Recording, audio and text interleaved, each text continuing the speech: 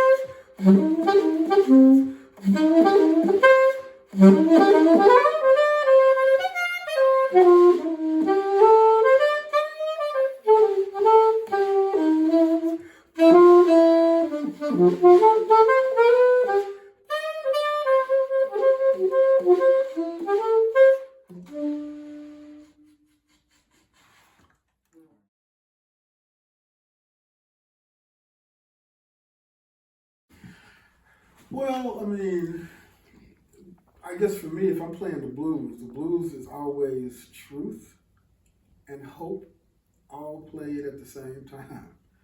So what is it? So what the emotion is that for me? I try to be optimistic but real, right? The blues begs for that.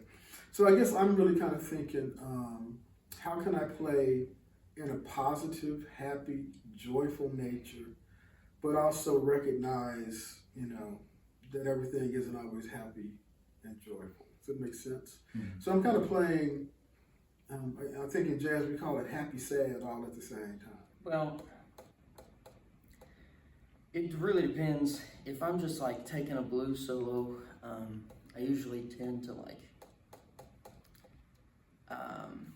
kind of put some sass in there, like kind of play it. Yeah, sure, yeah. So like, there's like certain things that people do that kind of just sounds a little sassy, like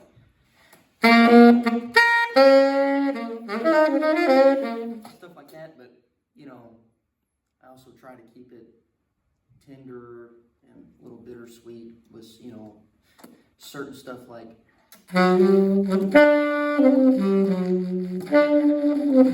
well, my emotions, I think, were actually going far outside of my playing in any way. Probably a big part of what was going on was the very familiar feeling of self-consciousness that when you're ever being recorded or video doing something, it's completely different than I were just sitting at home in my living room or my office just jamming. So that's the first thing, is that's introducing this huge component of like just the sensation of, or I guess, I don't know if it's an emotion, self-consciousness of like, a little slightly nervous or not as comfortable as could be. So that was there. Positive or always optimistic in outlook, but at the same time, the recognition that it's hard out here. Mm-hmm. That's what the blues are.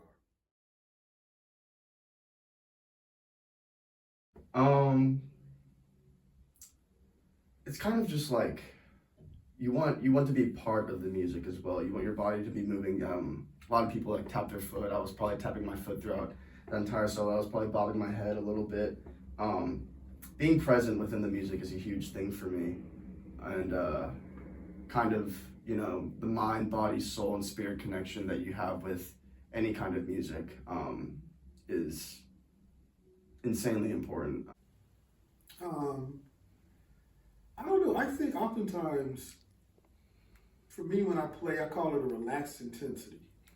Actually, kind of relaxed, but it's very intense. I mean, it kind of doesn't make sense, right?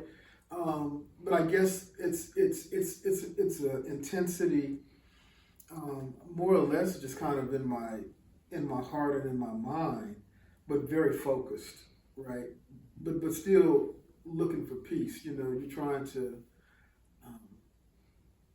be like old boy in the Matrix, right? Where you see all the bullets coming and you just kind of like this.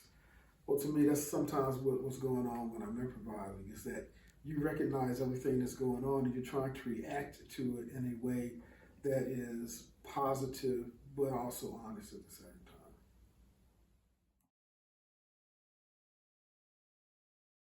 time. When I look back at myself and like hear myself play, like even like last year, a couple years ago, it's like all kind of very rash and very immature and like hectic playing and not a lot of like character and soul in it. But now when I hear myself and I play now, I get all those like super rich emotions, and like emotionally developing as a person has definitely changed how I play and what I choose and what kind of stories I want to make through my horn.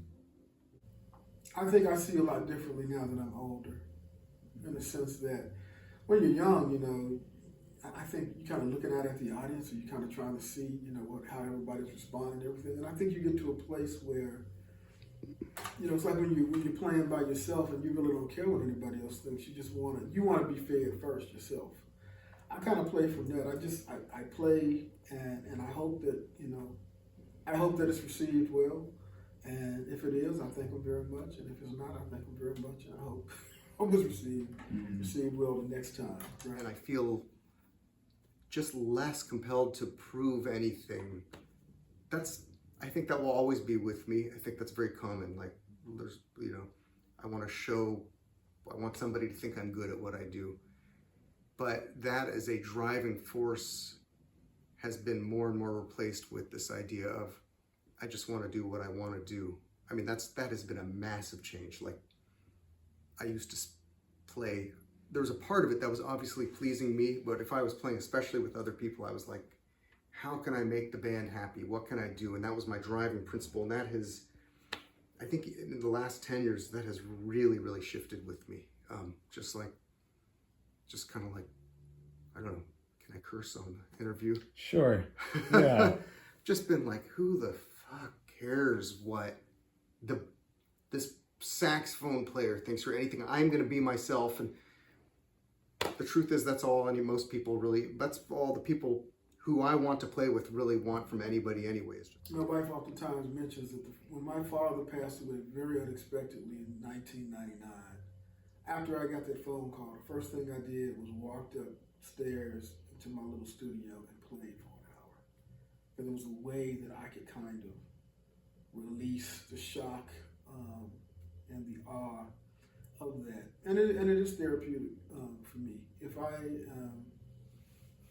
I'm not feeling well, then I certainly will play, because once again, the sound has like this emotive, vibrational kind of thing, and I try to really be in tune with that.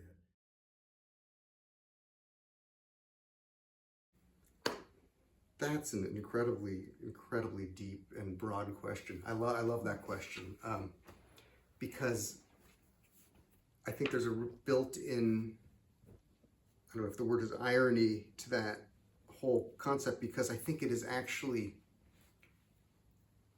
mental instability and trauma and pain and things that we might not call wellness necessarily that inspire so many people to go into music to begin with. And I think it's often we begin the journey or fall in love with music oftentimes as a way of trying to heal ourselves, as Dave Clark talks about all the time. And I think that for me, when I think of mental wellness, what I think of is more the older I get anyway, and this is a cliche, but not trying to change who I am, but trying to accept who I am, which is, I've spent my whole life trying to change who I am, like be better, and it's beginning to finally, you know, whatever, it's a lifelong journey, but actually being okay with what is here. And I think that goes exactly in line with what I was just talking about. Like, I mess up something, but kind of forgiving it and allowing that to become part of what's the music. And then I actually think that it makes the music better. I think that's why, you know, I don't know if it was Miles or somebody said there are no wrong notes. You can only play notes wrong. Like, everything is okay if it's okay. So.